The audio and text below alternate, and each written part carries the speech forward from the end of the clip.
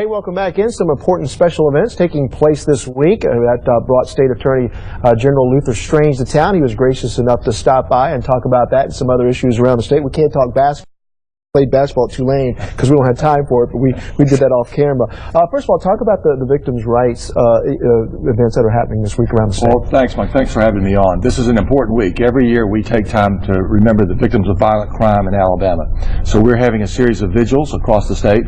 Last night I was in Columbiana. Tonight I'll be in Walker County, where we bring together law enforcement and the families of victims to remember their loss and to remind them that we're continuing to seek justice for all victims and that their lost and loved ones will never be forgotten. So it's a very important week for us in law enforcement. And I know the very important decision yesterday by the Alabama Supreme Court regarding meth labs and search and seizures. We've been very busy this week, and this decision by the Alabama Supreme Court allowing police officers to go into places where public safety is at risk. This was an apartment complex where they think a meth lab may be operating and they don't have time to get a search warrant. Like, this is a very important tool for law enforcement because meth labs are highly dangerous. Oftentimes children are located in those facilities. There's a risk of fire. So now law enforcement has the ability to do that, which is a great tool for law enforcement, and it's a fantastic development for public safety, frankly. I do want to bring up something very controversial, the raids on the in 2003. Your response?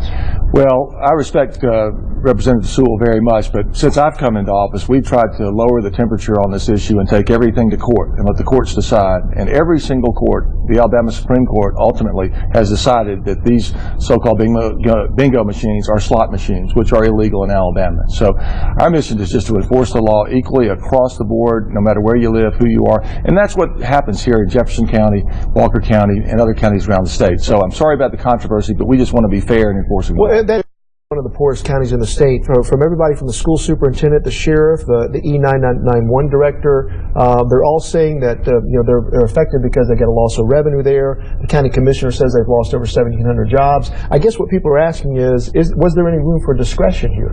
Well, unfortunately, I don't get to make the laws. The ones I want to enforce, the ones I don't want to enforce. I just have to enforce the laws equally. But I do care about the job issue. Having been in economic development as a lawyer before I became Attorney General and have represented Hyundai and others that have brought great jobs, I'd rather see Greene County and the counties that need these jobs desperately rely on good, well-paying jobs that offer careers and not these fly-by-night casino operations. Back to the Department of Justice, U.S. Attorney General Eric Holder obviously caused some controversy when he proposed that Congress change the law regarding sentences and reducing sentences for nonviolent drug offenders. What about your opinion on that? Well, Mike, I'm highly skeptical of almost everything that comes out of the Obama Justice Department. So let's start with that. But I think what he's doing is opening a Pandora's box that will allow too many prisoners out. I want to see particularly violent, but all criminals punished. And we can look to better models. Here in our community, in Shelby County, in St. Clair County, we have great drug courts that allow people who can be rehabilitated and put back on the right path to do that, but it's done with the discretion of the judges, and I'd rather stick with that than something coming out of Washington. All right, finally, a law will go into effect in California pretty soon that prohibits the sale of eggs from hens that were confined to what they call barren battery cages, which are considered cruelty to animals by several groups.